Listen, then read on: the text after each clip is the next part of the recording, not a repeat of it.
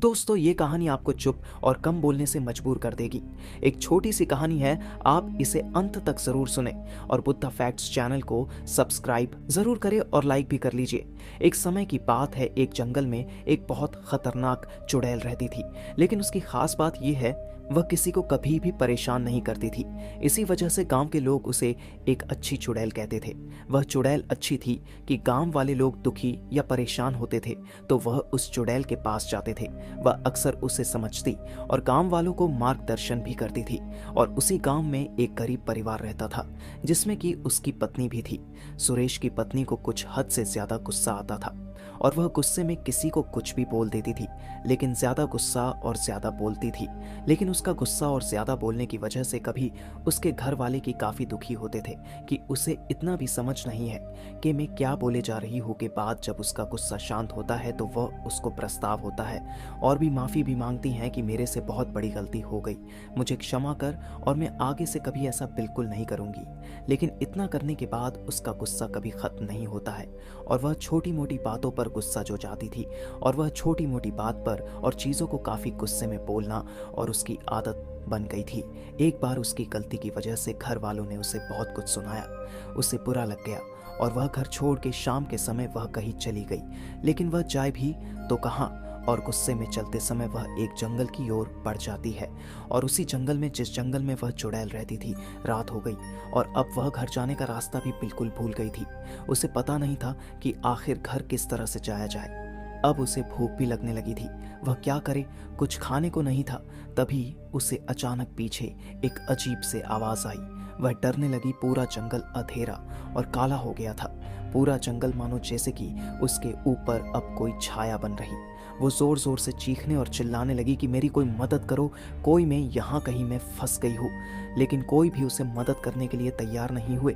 तब उसने पीछे देखा कि इसके पीछे वह चुड़ैल खड़ी थी जिसका रूप बहुत अजीब डरवाना था और वह गुस्से से उसकी तरफ देख रही थी। और उसने चुड़ैल से पूछा, तुम कौन हो? तब चुड़ैल ने कहा, अगर तुम मुझे नहीं जानती तुम इस गांव में कैसे हो? उसने कहा, क्या तुम मेरी मदद करोगी? चुड़ैल ने कहा, मैं मतलबी लोगों की मदद नहीं करती, जिसको गुस्सा में अपना सच और शांत नहीं दिखाता कि वह क्या कर रहे हैं। उसने कहा कि मुझे गुस्सा तो नहीं आता है और तुम्हें कैसे पता कि मुझे बहुत गुस्सा आता है? चुड़ैल चुपचाप उसे देख रही थी। थोड़े समय के बाद उसको महसूस हुआ कि हाँ, वह गुस्सा करती है। उसने कहा, हाँ मैं गुस्सा करती हूँ और मैं एक नादान हूँ, मैं समझ नहीं पाती। अब तुम ही बताओ, मैं अपने गुस्से को कम कैसे करूँ? मेरी तो हर रोज की आदत पड़ चुकी है और यह आदत तो छूट भी नहीं सकती है। अब तुम बताओ, इसका कोई उपाय है? तब चुड़ैल ने कहा, एक कहावत है, गुस्से से पहले सोचो, उसे दोबारा उबलने से रोको। उन्होंने बोला, इसका क्या समझ में नहीं आ रही है? चुड़ैल फिर से हंसने लगी और बोली, मैं तुम्हें एक कहानी सुनाती हूँ। ये कहानी आपके सारे सवालों के जवाब दे देगी। एक समय की बात है कि एक छोटे से गांव में एक बुढ़िया रहती थी।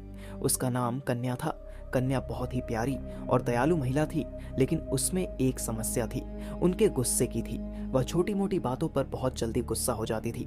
जब उसे गुस्सा आता था तो कभी नहीं देखती थी उसके सामने कौन है और कौन नहीं है। वह सबको गुस्से में अपने से छोटा सा कराती थी। बुढ़िया जितनी गुस्से ही इतनी लालची भी थी। उसके मन में धन और पैसे को लेकर समस्या और लालच था। एक समय बुढ़िया के पास खाने को कुछ भी नहीं था और वह पैसे भी नहीं थे। पैसे कमाने चाहती थी तो उसके मन में तरकीब सूझी। उसे याद आया कि गांव में एक मेला लगा है, क्योंकि ना इस मेले से कुछ लाभ लिया जाए। तब कन्या ने सोचा कि यह एक सीख मिले।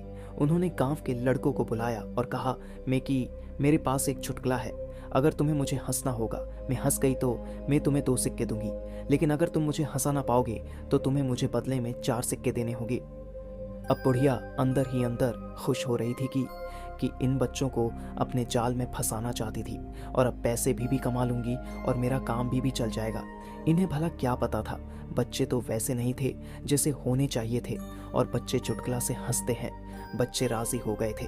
कन्या ने चुटकुला सुनाने शुरू किया ही था, परंतु बच्चे की बुद्धि इतनी तेज थी, सब बुढ़िया के बारे में अच्छी तरह से जानते थे। वह लोगों को अपने जाल में फंसा रही थी और वह धन की इतनी लालची है, इसीलिए सभी बच्चे मिलकर पहले से ही प्लान बना दिया था। हमें किसी भी बात पर या इसके चुटकुले पर हंसना नहीं है और जो मर्जी हो जाए, हमें इनके जाल में नहीं आना है। और बुढ़िया ने उन बच्चों से पूछा कि तुम सभी तैयार है चुटकुला सुनने के लिए? तब बच्चों ने कहा कि हम जवाब दिया कि बिल्कुल हम तैयार है। अपना चुटकुला सुना दीजिए। तब बुढ़िया ने एक अच्छा चुटकुला सुनाया, लेकिन किसी बच्चे ने थोड़ा भी नहीं मुस्कुराए। बुढ़िया थोड़ी सहमी हुई, लेकिन अब उसे 2 सिक्के देने थे, तो बुढ़िया ने 2 सिक्के बच्चों को दे दिया। और बुढ़िया ने सोचा कि अगली बार कोई एक मजेदार सुनाऊंगी ताकि बच्चे इस बार जरूर हंसेंगे। लेकिन फिर से एक चुटकुला सुनाया। बुढ़िया ने तो इस बार ऐसा ही हुआ था जैसे पहले हुआ था, और बुढ़िया को थोड़ा गुस्सा आया। वह जितनी बार चुटकुले सुनाती है, हर बार हो हार जाती है। लेकिन गांव में ऐसा कोई बच्चा या लड़का हंस नहीं पाया। फिर कन्या के चुटकुले पर हंसने वाला कोई नहीं था। तब कन्या अपनी हंसी को अंदर दबा लेती है, अपने अंदर। उसके बाद कन्या फिर से एक आखिरी प्रयास किया बार बार, लेकिन हर बार उनके पास 2 सिक्के देने पड़ते हैं। अब कन्या के पास कोई चारा नहीं बचा था। अंत वह कन्या के पास जितने सिक्के थे, और कन्या को अब सबक सीखने को मिला कि आज के बाद में गुस्सा करने से केवल हमारा ही नुकसान होता है। और कन्या ने गुस्से को कम करने का निर्णय लिया। अब वो गुस्से को बारीकी से संभाल रखेगी। उन्होंने समय लिया कि हंसी और प्रेम के दोनों के माध्यम से वे अपने आप को और अपने आसपास के लोगों को खुश देखना चाहती थी।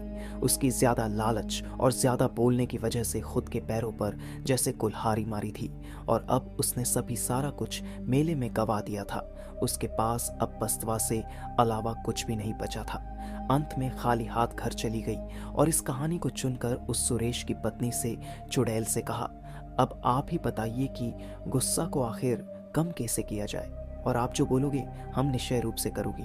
तब चुड़ैल ने कहा, अब मैं तुम्हें जो बातें बताने जा रही हूँ उसे आप ध्यान लगा के सुने, क्योंकि यह बात तो तुम्हारी जीवन बदलने वाली है।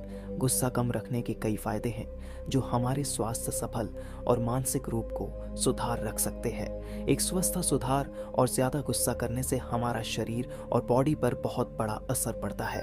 गुस्सा के कारण और अन्य स्वास्थ्य समस्याएं हो सकती।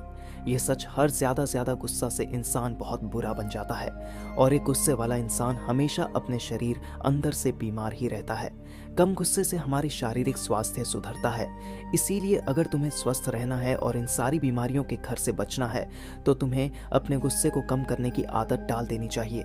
तो बेहतर संबद्ध अधिक गुस्से से आसपास के लोगों हमेशा से दूर हो जाते हैं। कम गुस्से रखने से हम अपने परिवार और दोस्तों और अपने पूरे समाज में रहने संबद्ध बना सकते हैं, क्योंकि गुस्से में हम हमेशा दूसरों की बेइज्जती करते हैं।